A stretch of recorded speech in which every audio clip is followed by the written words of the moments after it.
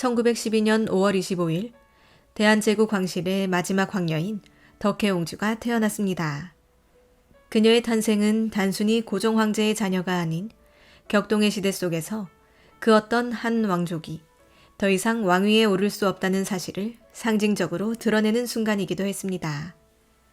덕혜옹주는 고종이 59세의 나이에 얻은 늦둥이로 그가 살아있는 동안 유일한 고명딸이었습니다. 고종은 그녀에게 각별한 애정을 쏟았으며 어린 시절 덕혜옹주는 황실 내에서 특별한 존재로 대우받았습니다. 한 번은 고종이 덕혜옹주를 보려고 입실하던 날 유모인 변복동 상공이 덕혜옹주에게 젖을 물리고 있었고 고종은 그녀가 놀라거나 울까봐 유모에게 일어나지 말라고 했다는 일화가 전해집니다. 이로 인해 천하의 황제 폐하 앞에 누울 수 있는 것은 변유모뿐이라는 말이 돌 정도로 덕혜옹주가 얼마나 큰 사랑을 받았는지를 짐작할 수 있습니다. 고종은 사랑을 넘어서 그녀에게 왕족으로서의 예를 가르치고자 했습니다. 덕혜옹주는 어린 시절 덕수궁에서 자라면서 덕수궁의 꽃이라는 별명처럼 많은 사랑을 받았습니다.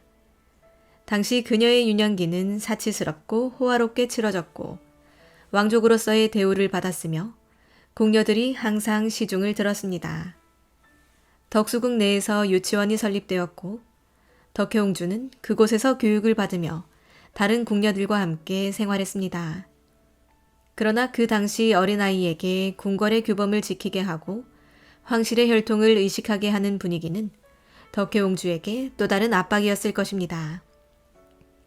하지만 당시의 그녀는 여전히 어린아이의 순수한 마음을 가지고 있었을 테니 그런 것들을 자랑스럽게 느끼기도 했을 것입니다.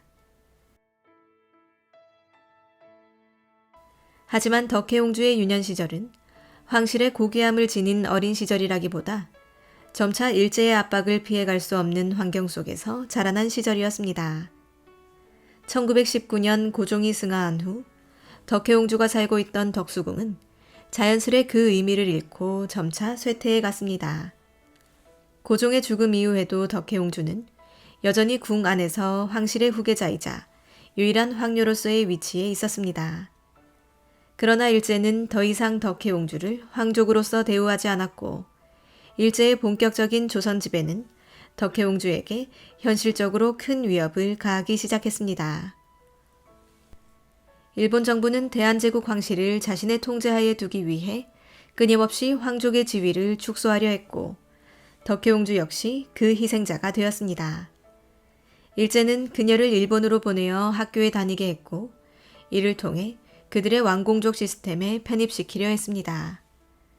일본 정부는 덕혜옹주를 황족으로 인정하는 대신 일본의 황족과 화족들이 다니는 학교인 여자가 쿠슈인에 보내어 사실상 일본 사회에서의 입지를 만들어 가려고 했습니다. 고종은 덕혜옹주가 일본으로 보내질 것에 대해 큰 걱정을 하였고 이에 대해 몇 번이고 일본 측에 항의했지만 결국 그녀는 일본으로 보내져야 했습니다. 1925년 덕혜옹주는 13살의 어린 나이에 일본으로 떠나게 되었습니다. 당시 덕혜옹주는 일본 정부의 강제적인 요구에 의해 유학 명목으로 일본에 갔지만 그 유학은 단순히 교육의 목적만이 아니었습니다.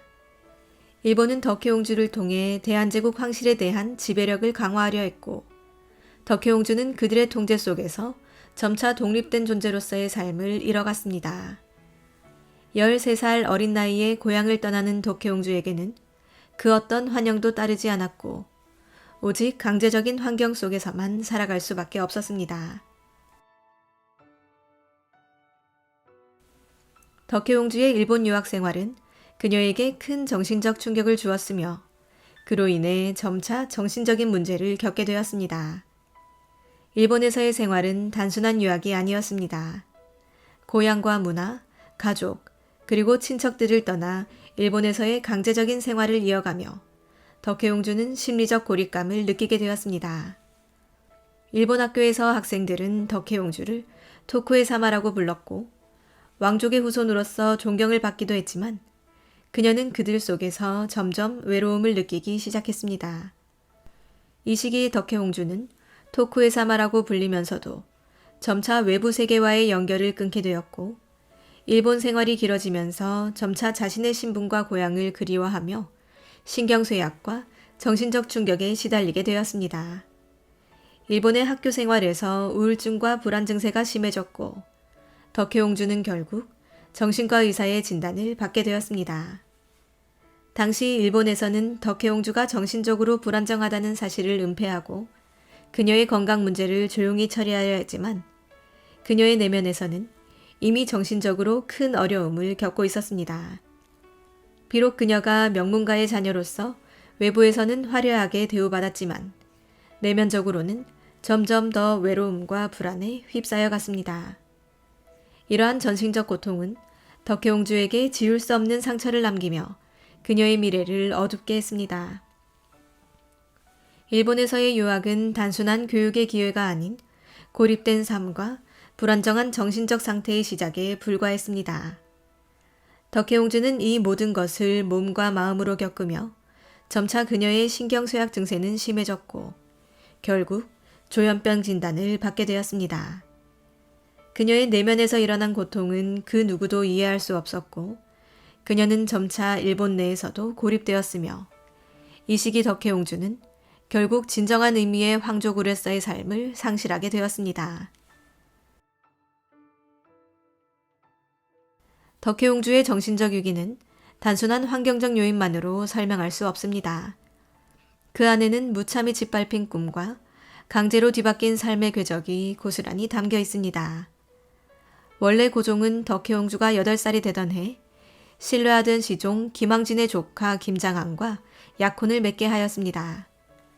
이는 단순한 가문의 결합이 아닌 덕혜옹주에게 조선 내 안정된 삶을 보장해주기 위한 조치였습니다. 그러나 고종이 세상을 떠난 뒤 이 약혼은 조용히 무효화됩니다. 그리고 그 자리를 대신한 것은 일본 왕실과의 정략결혼이라는 이름의 강요였습니다. 1931년 일본 왕실의 외척이자 대마도 번주의 후계자였던 소 다케유키 백작과의 혼인이 결정됩니다. 덕혜옹주의 정신상태는 이때 이미 심각하게 악화되어 있었고 그녀는 한마디 말도 없이 침묵 속에서 결혼식을 올렸습니다. 이방자는 훗날 회고록에서 당시 덕혜옹주가 보였던 모습을 이렇게 적었습니다. 미소조차 짓지 않았습니다. 머리를 떨군 채 침묵으로만 자신의 감정을 말하고 있었습니다. 결혼식은 도쿄에서 일본식 의례로 조용히 진행되었습니다. 신부는 하얀 기모노 속에서 눈물을 삼켰고 하객들조차 그녀의 불안한 눈빛을 감지할 수 있었습니다. 사람들은 소 다케유키를 두고 외모가 왜소하니 혹은 덕혜옹주를 폭행했다느니 하는 루머를 퍼뜨렸지만 당시의 공식 사진을 보면 그는 도쿄 제국대학을 졸업한 준수한 엘리트였으며 초혼 당시에는 오히려 덕혜옹주를 아끼는 태도를 보였다는 기록도 존재합니다. 그러나 진실이 무엇이든 이 결혼이 덕혜옹주에게 자유의 문을 열어주지는 못했습니다. 그녀의 마음은 여전히 조선에 이미 이 세상에 없는 고정에게 머물러 있었으며 정해진 길 대신 가고 싶었던 길이 있었기에 더 큰 괴로움으로 다가왔습니다. 1932년 8월 덕혜옹주는 딸을 낳습니다. 이름은 마사에, 한국식 이름으로는 정혜였습니다. 그녀의 이름 속에는 어머니 덕혜의 해자가 그대로 담겨 있었습니다. 이 이름은 부부가 함께 지은 것으로 전해집니다. 당시만 해도 부부 사이에는 정이 남아 있었고 덕혜옹주는 딸에게 모든 희망을 걸었을 것입니다. 그러나 모성애가 정신질환을 이겨내기엔 세상은 냉혹했습니다. 출산 후 덕혜옹주의 조현병 증세는 급격히 재발했고 급기야 그녀는 자주 현실과 환상의 경계를 넘나드는 상태에 빠지게 됩니다. 딸의 이름을 불러도 반응이 없고 때때로 딸을 알아보지도 못하기도 했습니다. 그런 어머니의 모습을 지켜본 정혜 역시 어릴 적부터 어머니에 대한 두려움과 거리감을 동시에 품게 되었다고 합니다. 이후 소 다케유키는 부인의 병세 악화를 견디지 못하고 1946년 결국 덕혜옹주를 마스자와 도립정신병원에 입원시킵니다. 그리고 1955년 일본 황실의 후견인을 통해 이혼이 정식으로 성립됩니다. 이혼은 덕혜옹주의 오라비인 영친왕과 이방자 부인의 동의 아래 진행된 사실상의 합의 이혼이었습니다. 그녀는 이제 정신병원에 홀로 남겨진 여인이 되었고 딸마저 자신의 곁을 떠난 후였습니다. 그로부터 1년 뒤 정혜는 돌연 실종됩니다.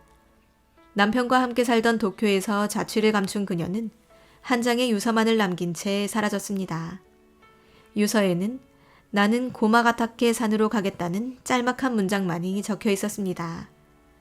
세상은 그녀가 자살했을 것이라 추측했지만 시신은 끝내 발견되지 않았습니다. 그리고 반세기가 지난 어느 날 그 시신이 발견되었다는 시적이고도 슬픈 보고가 나오게 됩니다.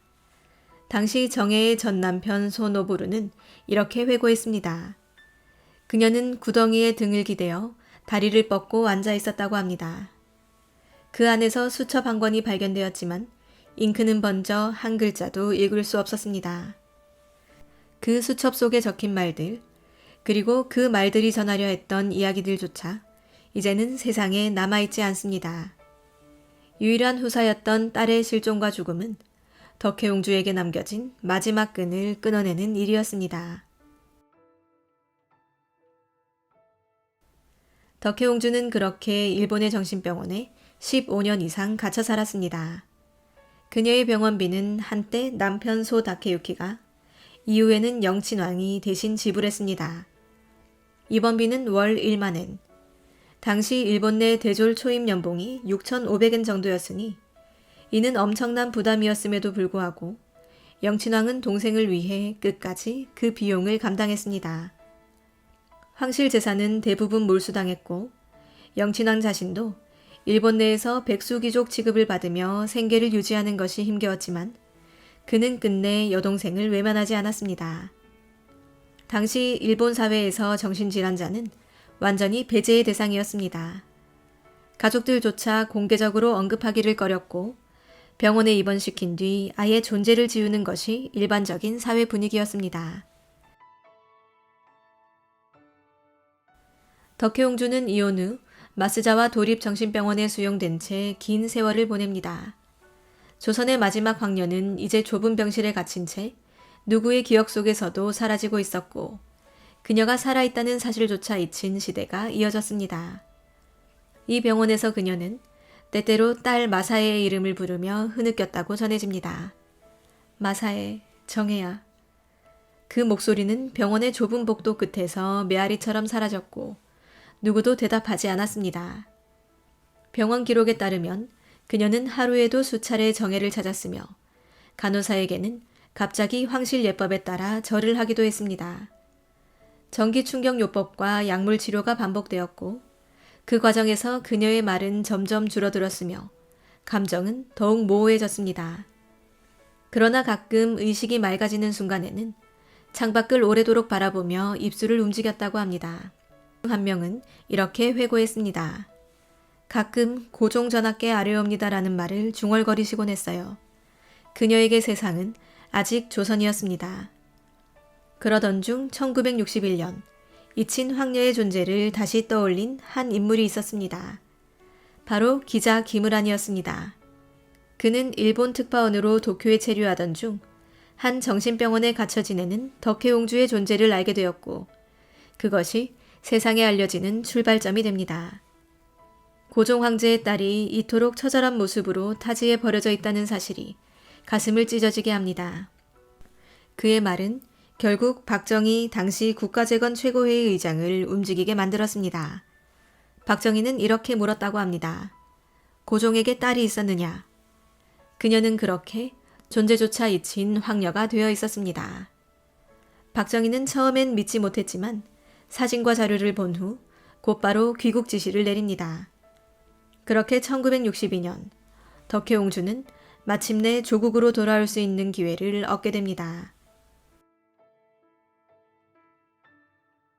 하네다 공항, 병색이 완연한 노년의 여인이 휠체어에 실려 있었습니다. 그녀의 이름은 덕혜옹주, 조선의 마지막 황녀였습니다.